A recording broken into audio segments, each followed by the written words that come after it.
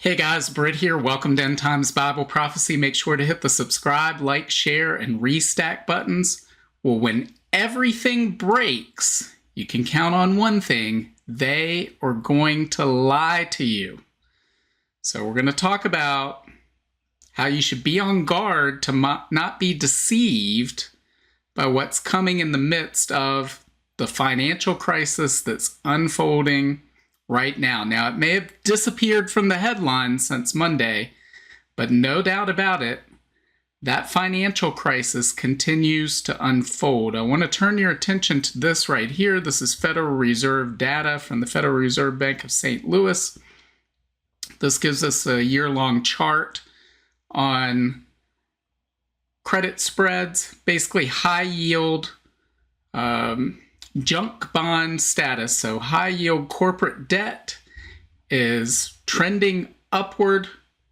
This means there's stress in the credit markets. Now, this is still relatively low, but it's on the move upward. And what this means is there's corporate bankruptcies coming, there's corporate defaults coming because of the economic situation we're in right now.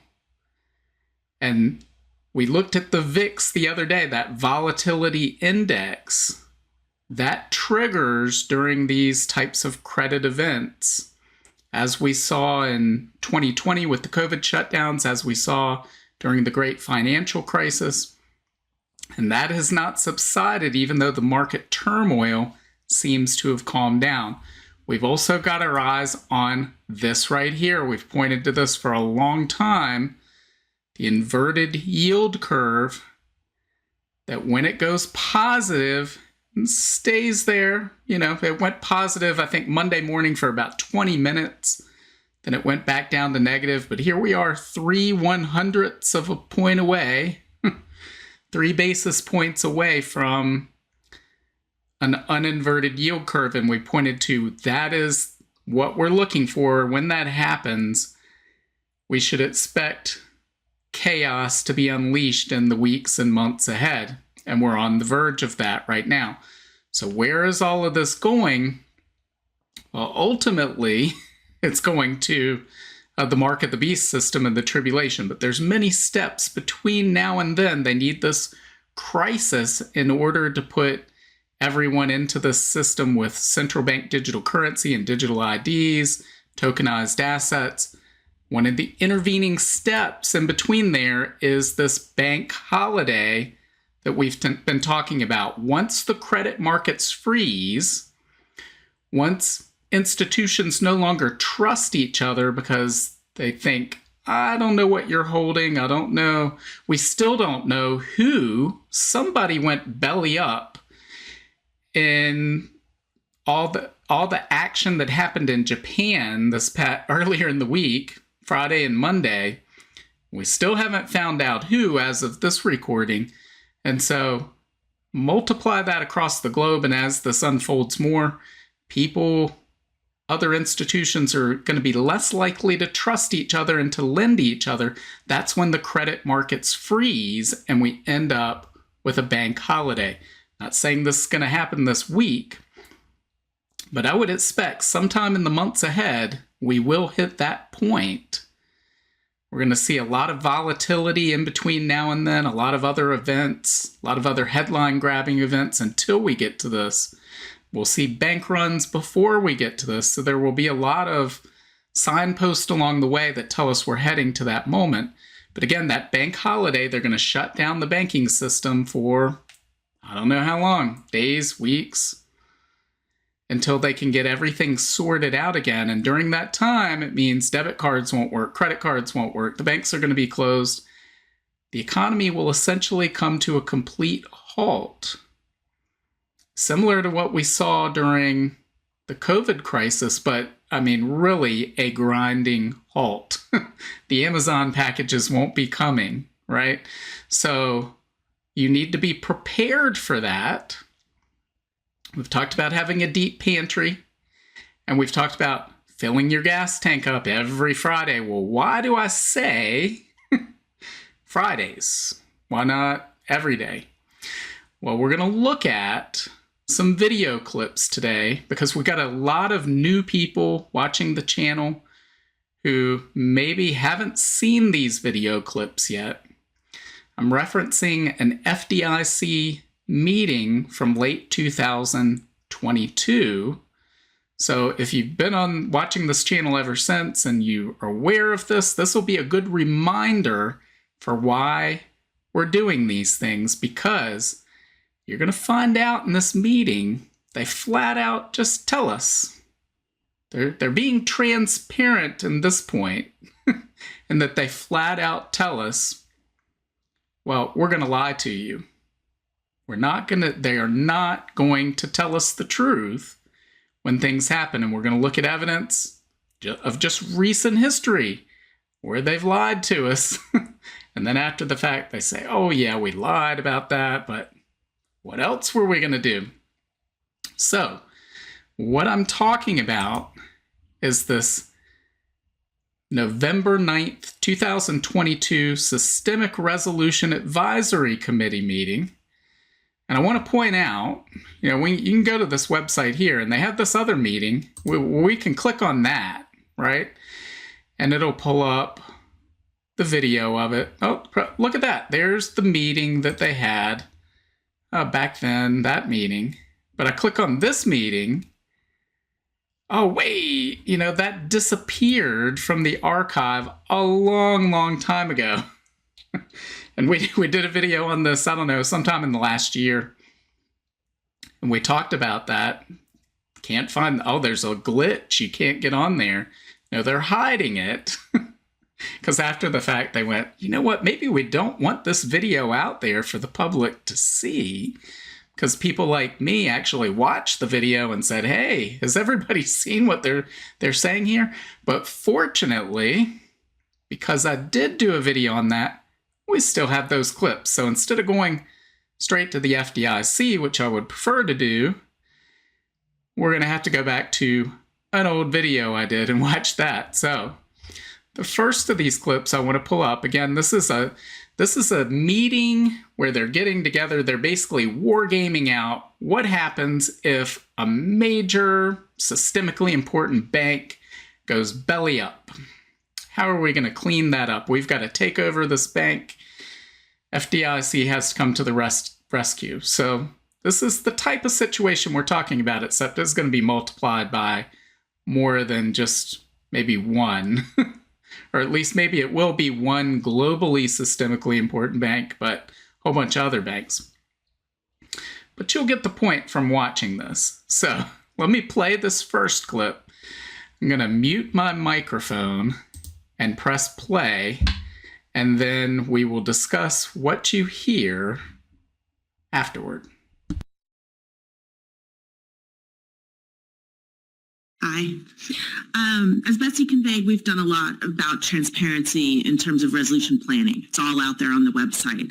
What we want to think about and what we're starting to work on now is how to improve transparency about our execution plans for Title II resolution. We've been working on these for 10 years now, and we should probably be starting to say more things publicly.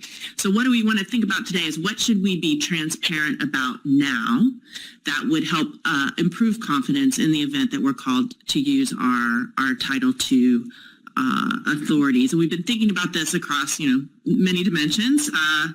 First, we look at who we need to be transparent for. And we have a large number of lists on this slide that you can see.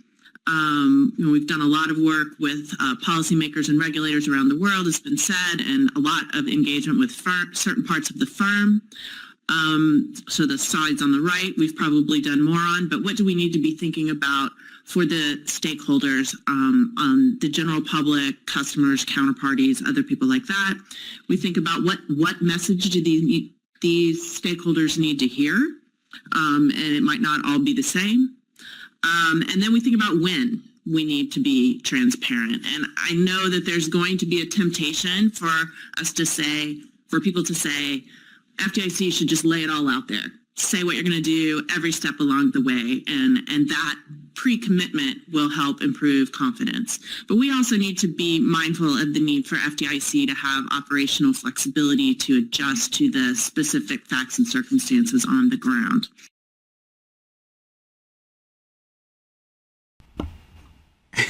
So did you catch all of that? What she was saying there? So we need to figure out who to be transparent to, when to be transparent to them, what to be transparent about, what messages we want to give each of those different stakeholder groups. Let's take a look at those again. Notice how she said more to the people on the right, firm personnel, service providers, regulators. Oh, look who's over here on the left, us, right? Me and you, the media, different messages for them, right? But, some critics say we should just put it all out there, right? But we can't do that. We need to have operational flexibility within our transparency. After all, those groups over there on the left, public, they don't really understand what we're talking about here. Do they really need, we need to have operational flexibility while we're being transparent. My response to that would be, you keep using that word, transparency. I do not think you know what it means. And for anybody out there that's a fan of the film The Princess Bride, you'll get that joke. But I don't think she understands what that word means, transparency. Yes, it means you're transparent. Everything's out there. You can't have transparency that says, well, we got to pick and choose what messages we give different groups, when we tell them, what we tell them, if we tell them. That's not transparency. So already, you can see what we're dealing with in a major crisis. They are going to lie to you. We're over on the left there. We're that group over on the left. They aren't going to tell us the truth. But this continues. So let's check this out and see what happens next. Let me again try to mute my microphone and we'll watch this next clip.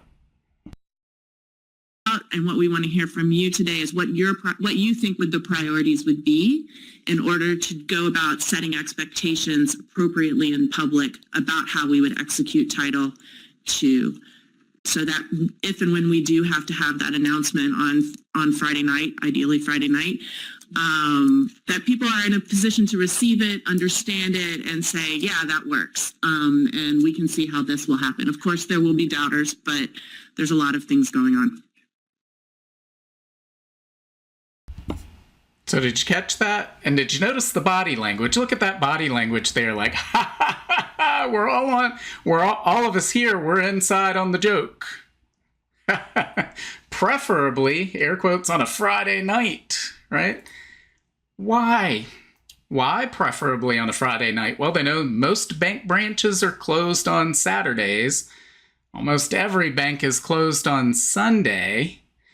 And they want to trick you into thinking your bank is healthy and wait until it's closing time on Friday. All right, bank holiday, bank's closed.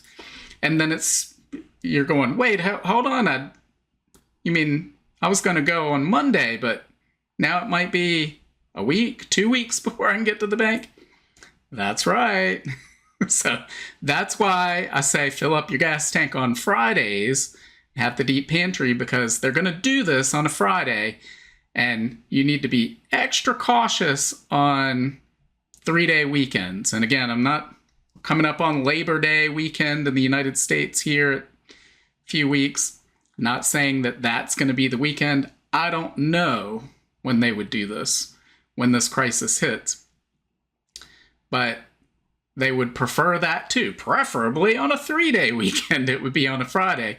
But this is what they're going to do, guys. They're, again, catch the body language as she's looking at the woman beside her like, yeah, yeah, we're going to do this on a Friday. And we're going to tell these people this message and these people this message. And here they're going to outright tell us in this next clip what message they plan to tell the public. So let's take a look at this clip right here. Let me mute my mic and we'll listen to this one. I completely agree with that. I almost think you'd scare the public if you put this out. Like, why are they telling me this? Should I be concerned about my bank? Like, my insurance company doesn't tell me what they're doing with my assets. They just assume they're going to pay my claim. Right? I think you've got to think of the unintended consequences of taking a public that has more full faith and confidence in the banking system than maybe people in this room do. That we want them to have full faith and confidence in the banking system. They know the FDIC insurance is there. They know it works. They put their money in. They're going to get their money out. So there's a select crowd of people that are in the institutional side. And if they want to understand this, they're going to find a way to understand this. There's a bunch of law firms represented in this room. There's a bunch of people that will charge them by the hour a lot of money to explain this all to them. And it's fine. I don't have a problem with that. And they all have huge staffs. But I would be careful about the unintended consequences of starting to blast too much of this out in the general public. So can I? So did you catch that one? Sure you did. Well, you know, the public has more faith in the banking system than the people in this room. Right? But we want them to have that faith. So he's saying, I don't have faith in the banking system. None of you people do. But the public, we want to make sure they have faith in the banking system. We don't want to put too much of this out there in the public. Well, I thought a minute ago they were saying they wanted to be transparent, right? Guys, they are not going to be transparent. They're going to lie to you when everything falls apart. They're going to lie. So let's, if you don't believe me, and again, you should, because it's right there in their own words. They're telling you, we're going to lie to them. Let's take a look at this right here. So this is from ABC News. Treasury Secretary Yellen testifies banking system is sound. Now, notice the timestamp on this, March 16th, 2023. So this would be when we have Silicon Valley Bank melting down. We had bank runs. People were concerned about the banking system, and she says it's totally sound. So let's read on this article right here. It says, Treasury Secretary Janet Yellen told Congress on Thursday the U.S. banking system is sound after 2 bank failures stirred economic fears. And I'm not sure why somebody didn't call her on that one and say, well, you just had, 2 of the 4 largest bank failures in U.S. history. There was one yet to come after this article. But the banking system's sound. Quote, I can reassure the members of the committee that our banking system remains sound and that Americans can feel confident that their deposits will be there when they need them, she said. This week's actions demonstrate our resolute commitment to ensure that depositors' savings remain safe. So the banking system is sound. That's what she told us on March 16th, 2023.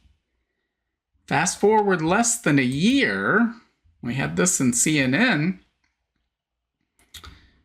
on February 6th, 2024. So this is not quite 11 months later. She comes back before Congress, and we read this. Treasury Secretary Janet Yellen detailed on Tuesday the scramble by U.S. officials last March to prevent the implosion of Silicon Valley Bank from infecting the broader economy. Quote, I will never forget it, Yellen told lawmakers during a hearing before the House Financial Services Committee, referring to the weekend after Silicon Valley Bank failed. Quote, "We did everything we could to put together a package of measures that would stop what could have become a run on the banking system, to the huge detriment of our economy and to hard-working Americans and businesses," Yellen said. Yellen was responding to a question from Representative Maxine Waters, the top Democrat on the committee, about efforts U.S. officials took to, quote, "save this country from experiencing a bank run that could have actually crippled our banking system."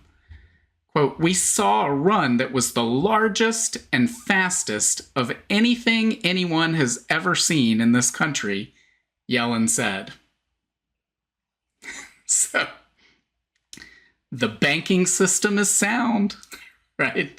That's what they're going to tell you. So here we have real life instance where we had runs on banks. We ended up seeing the failure, the second, third, and fourth largest bank failures in United States history in the span of 2 months. She's telling us the banking system is sound, and then she turns around 11 months later and says, we were in a mad scramble. Everything could have come apart. There could have been bank runs everywhere, and the whole system could have collapsed. And it didn't even make the headline. The headline for this article was, "Some banks may be quite stressed by empty office building trouble." Now, the headline should have been, "Janet Yellen, last year she lied before Congress." Or is it this year that she lied before Congress? Which one is it? Senate to hold hearings to investigate perjury against Janet Yellen. That should have been the headline, but instead it's like, oh, that's old news. Yeah, she lied. No big deal. Guys, when the whole thing comes apart, everything breaks, they're going to lie to you. They told us that in the FDIC war game. Oh, we're going to lie. These are the messages we'll give. And Janet Yellen showed us straight up. That's what she's telling us. How about, what are they saying right now? Well, White House, 2 days ago. We've seen some volatility in the economy, but the broader economy is resilient. Right. So you can rest assured everything is just fine. There's nothing to see here, right? Please disperse. There's nothing to see here. If you remember Leslie Nielsen and the Naked Gun, explosions are going off everywhere. Please disperse. Nothing to see here. Economy's resilient. No problems. And of course, if you remember, earlier in the year, Jerome Powell, head of the U.S. Federal Reserve, he went before Congress and was asked about central bank digital currency. And he said, we're not even thinking about it. Right. Which is an outright lie because they've issued press releases about testing it. And Biden issued executive orders 3 years ago saying, you need to explore it and test it. But then Powell says, oh, we're not even thinking about it. Lying to you again, guys. They're putting it all in place. So in the aftermath of these bank holidays where they lie to you and they say, banks are in great shape. Right? They're sound. Everything's wonderful. The banking system's sound and resilient. No problems. And then, when they shut things down, everything falls apart, then they'll say, hey, we have the solution. Right. We have the solution sitting right here. We didn't ever think we would need this, but we've been actively developing it for many years and testing it for just such an occasion as this. Who would have thought? And, this will save everything. We know you lost everything in your retirement account when the stock market blew up. And then they found out you didn't really own the stock that you thought you owned because 5 different people thought they owned the same share of stock. And man, that was messed up. But if we tokenize those stocks, if we digitize all these assets and put them on the blockchain, well, then we'll know exactly who owns it. And if we had central bank digital currency, that I know some people have privacy concerns. Can you believe they bring that stuff up? But you know this Bernie Madoff guy that was running this Ponzi scheme back in the great financial crisis, and we had 3 more people just like that appear out of nowhere in this crisis. If only we had had insight into the fact that they were buying yachts with customer deposits instead of investing them, well, we could have stopped that. Central bank digital currency gives us that ability. And so they'll roll out all of this stuff. Central bank digital currency, tokenized assets, digital ID. They'll put you in that trap. They'll lure you into that cage with promises that you're going to get everything back. And you'll get all those things back, but you lose your freedom in the process, and then they'll slam that door shut. And the stage will be set for the mark of the beast system to roll out. Guys, when everything falls apart, they're going to lie to you. All this is coming. We know it's coming because the Bible tells us where it all ends up. We know what Revelation 13 says. But guys, there's no need to be fearful about any of this. And I wanted to cover this last night, but I wanted to get permission first. But over on the Substack, we had this comment from Wayne Birch, and I think it's a perfect comment. Hopefully it'll lift you up and inspire you and reassure you and remind you of the hope we have. And it's not just a hope, it's a slam dunk. This is what's coming, guys. Jesus is coming back. We're going to be, our place, our home is with him. So this is what Wayne said. He said, it's hard to feel down today or any day in these times. I can see prophecy playing out before my eyes, and I can see the hand of God on world events and retrospectively on world events. While it can be anxious, it increases my faith even more as I see the day approaching. In one sense, I can feel that there will be a day when I may be called to suffer for the cause of Christ. But I can't help but feel a sense of humility when I think of all those who came before us. I know it will be hard, and I'm probably underestimating how hard it will be.